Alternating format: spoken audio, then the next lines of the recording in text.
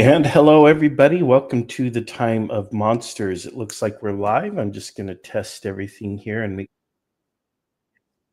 we've got good audio coming through on YouTube.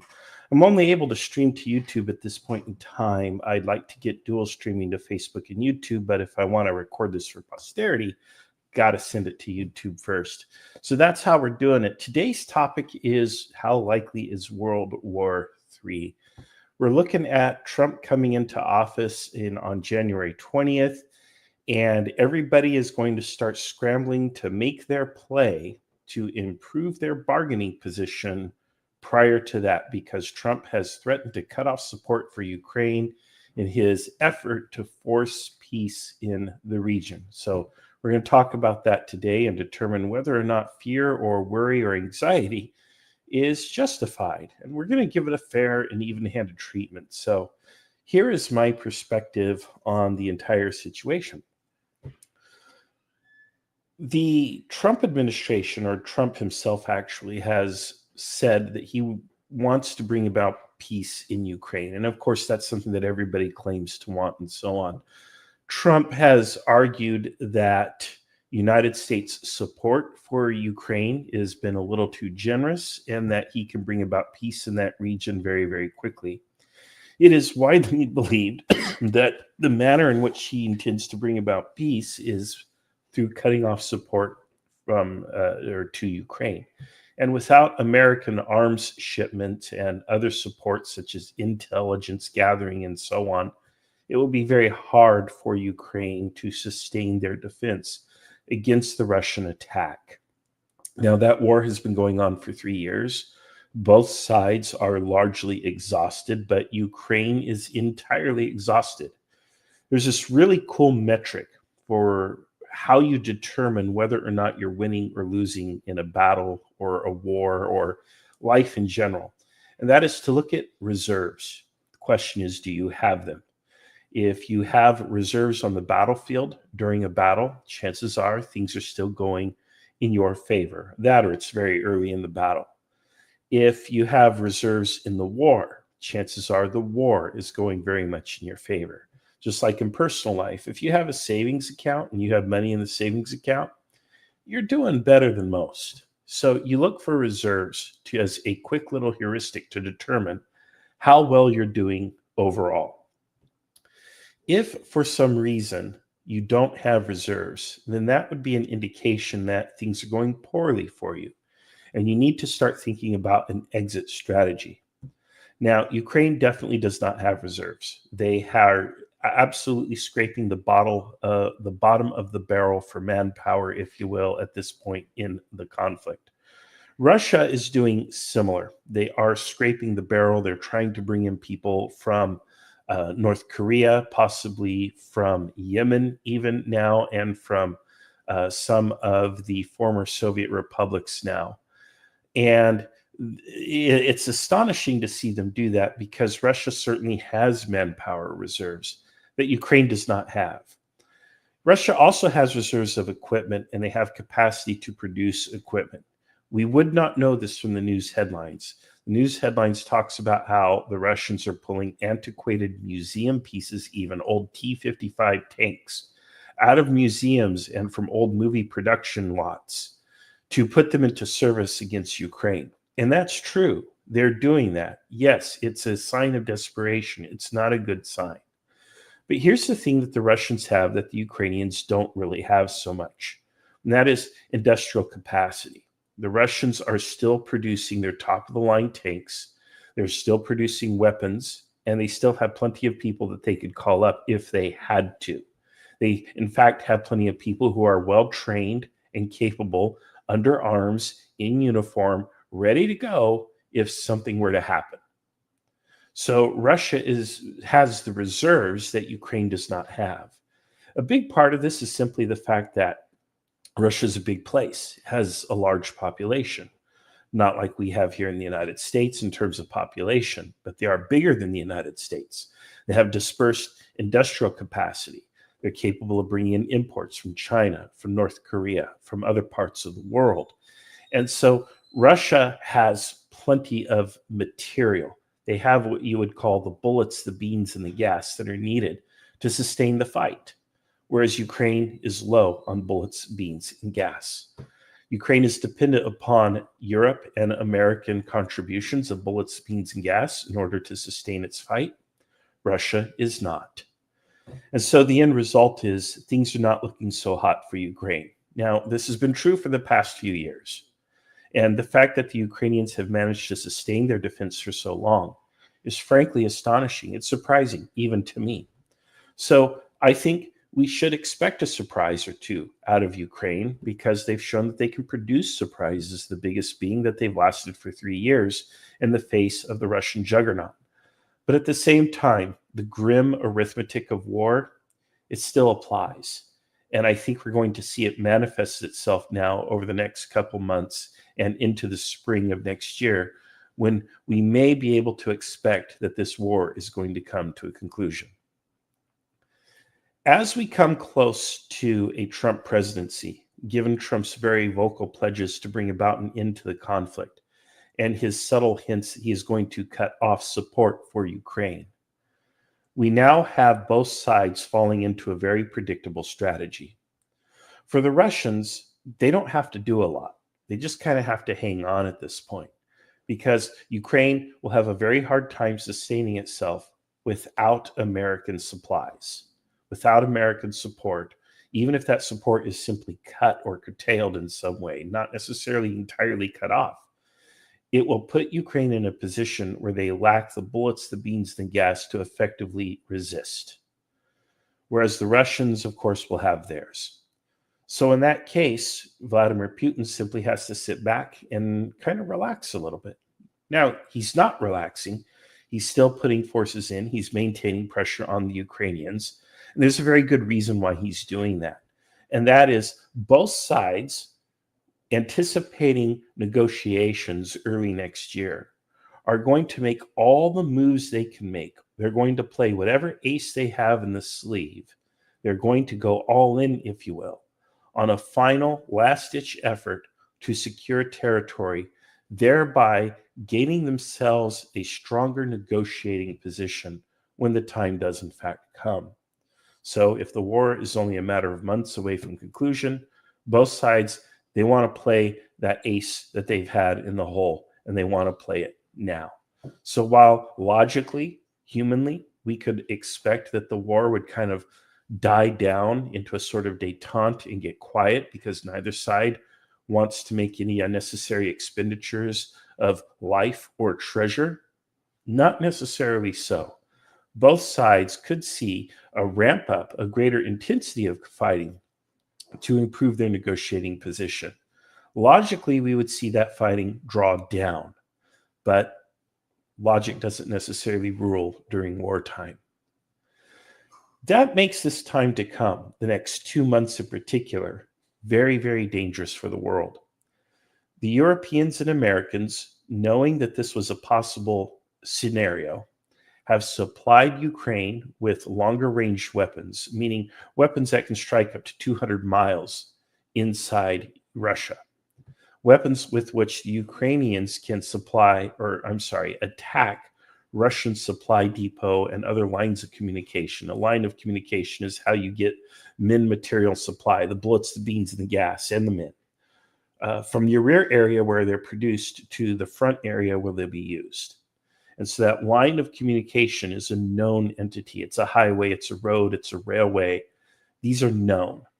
And the supplies are then collected or aggregated in supply depots at certain points where they are then collected and then protected and defended and counted and kept track of, then ultimately distributed to frontline units and can be sent where they need to be sent, particularly in emergencies. There is only so far away from the front line that you can park these. Yes, you could put the supply depot hundreds of miles, 1,000 miles in the rear. But then if you need the supplies urgently because the enemy has made a breakthrough or is making an attack or something, you need to rush them to the front. And that can take a long time. It can take longer than most people assume. So these supplies then are gathered within 100 or 200 miles of the front. That's why these missiles that we've given to Ukraine have that particular range. they have enough range to strike these depots. And if the Ukrainians can strike these supply depots, if they can attack Russian lines of communication, that makes it very hard for the Russians to make the moves, to play their aces, and thereby improve their position at the negotiating table.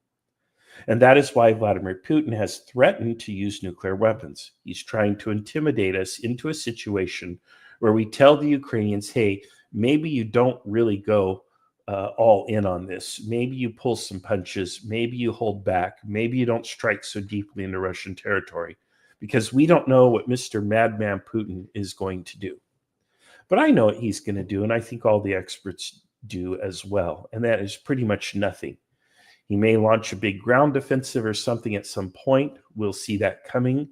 But ultimately, there's not a lot that he's going to do. He's not going to unleash nuclear fire on the world because he himself doesn't want to die. Now, there could be situations where this changes. For example, let's say Trump says, yes, I'm going to cut support for Ukraine, but the Europeans decide to step up. The Europeans decide that the Russians are an existential threat to Europe itself, and they decide to supply Ukraine with the bullets, the means, and the gas that they would not get from the United States.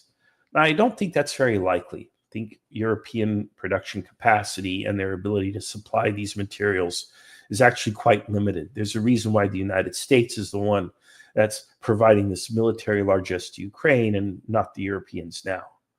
But it is possible they could step things up. They could send forces. There has been talk of sending private contractors from Europe into Ukraine. Ukraine technically is part of Europe, but I'm talking about, from France or the UK or other countries, and send these professionals into Ukraine to counter people like the North Koreans and other outsiders that the Russians are bringing in on their side. So it is possible that even if Trump does curtail or pressure Ukraine to, sue for peace, it is possible the Europeans could pick up some of that slack and allow Ukraine to continue to resist. In which case, if Ukraine is successful in its continued resistance, who knows what the Russians do after that? Another possibility is that Trump actually comes in full bore in support of the Ukrainians. Now, I can't really see that scenario happening. I don't know what the Ukrainians have that they could offer Trump to make it worth his time and his support. But who knows? There could be more to this story than meets the eye. There could be news or information that President Trump, or President-elect Trump, I should say, might not yet be aware of. But once he's informed in the Oval Office and he's sitting behind the Resolute desk, the calculus that he's presented with from that chair could be different than the calculus he understood while on the campaign trail. He can change his mind. And what if he does? What if he says, instead, I'm going to offer Ukraine full support, a blank check, carte blanche, and I'm going to provide them with whatever it is they need to continue to resist the Russians, or to possibly even strike and hit the Russians harder? Politically, for example, that would probably play to Trump's advantage, at least here domestically, because one of the criticisms that's been leveled against him is that he's a plaything or a puppet for Vladimir Putin. So this would be an opportunity for Trump to say, I'm not a puppet. Look what I'm doing to Putin. I'm smacking Putin just about as hard as I can, short of nuclear war. That would gain him some support domestically, and it would make a difference. It would certainly silence the people who claim that he is a plaything or a puppet of Vladimir Putin. But what's the likelihood of that happening? I think it's small. It is possible, though. But if Trump did do so, if he did come out in full support of Ukraine and supply Ukraine with all the bullets, the beans, the gas, and perhaps even went further than the Biden administration has ever dreamed of going, we could end up in a situation where the Ukrainians actually somehow score a number of battlefield victories against the Russians, and the Russians feel that now they face an existential internal threat. And that's actually what I think is more likely the greater danger, is if the war looks like it's not going to come to an end with the Trump presidency, and it looks like it's going to drag on, and the Ukrainians somehow score a number of victories or something, and Putin feels that his position politically, internally, becomes untenable or is threatened, then he could turn to more desperate measures. What do those desperate measures include? Let's say, for example, the Ukrainians bomb Moscow somehow. They strike Moscow with long range missiles. Or let's say, which they don't have, by the way, but let's say something to that effect happened. Let's say the Ukrainians really threw a punch that bloodied the Russian nose. Well, does Putin respond with, let's say, a tactical nuclear weapon? I still think it's unlikely because Putin has the ability to strike all across Ukraine and to reduce entire major cities like Kyiv to rubble using conventional weaponry. He does have this capability. He hasn't used it, but he has the capability. So why wouldn't he do that, right? It's called economy of force in military speak. You obviously don't want to overplay your hand or overspend or overcommit your resources. You use just the amount of force needed to force the enemy to submit rather than go all in or all out. But let's say it doesn't work. Let's say it doesn't happen. Let's say for some reason there is some internal calculus where the most logical course of action is for Putin to order the use of a tactical nuclear weapon.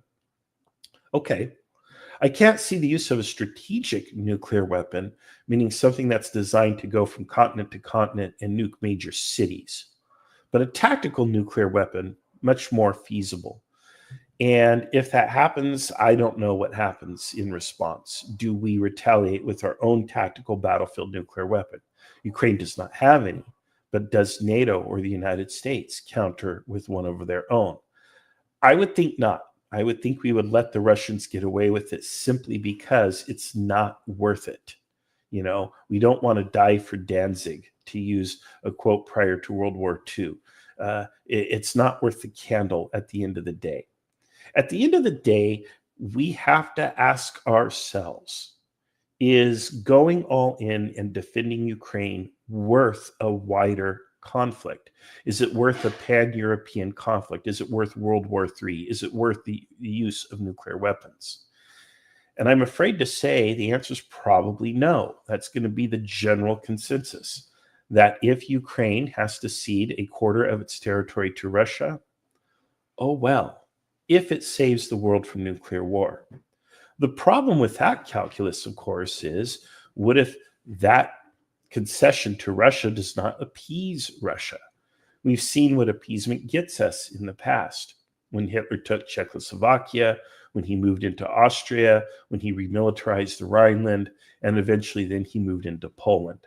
And only then did we say, when he moved into Poland, that, hey, we're going to stand up to this guy and we're not going to let him take Poland. And then boom, World War III happens. Not World War III, World War II happens. And guess how World War II ended?